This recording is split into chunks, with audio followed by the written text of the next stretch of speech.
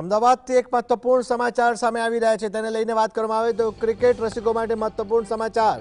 અમદાવાદમાં આજે T20 match ખેલાશે, જેને લઈને ક્રિકેટ રસિકોની અમદાવાદ ઉપર નજર રહેશે. ભારત અને સાઉથ આફ્રિકા વચ્ચે T20 મેચનું આયોજન કરવામાં આવ્યું છે, જેને લઈને વાત કરવામાં આવે.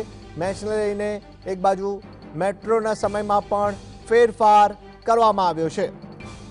રાત્રે 12:30 વાગ્યા સુધી 12:30 સુધી મેટ્રો ટ્રેન દોડશે, જેથી ક્રિકેટ રસિકો મેચનો આનંદ માણી શકે.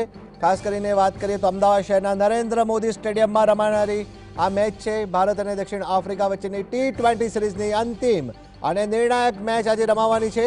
ત્યારે ટીમ ઇન્ડિયાનું અગાઉ વાત કરીએ તો અમદાવાદમાં આગમન થઈ ચૂક્યું હતું, અને જે બાદ હવે વાત કરીએ 5 મેચની આ સિરીઝમાં અત્યારે ભારત 2-1થી આગળ છે. ત્યારે આજે મેચ સિરીઝના વિજેતાઓનો ફેસલો કરાશે.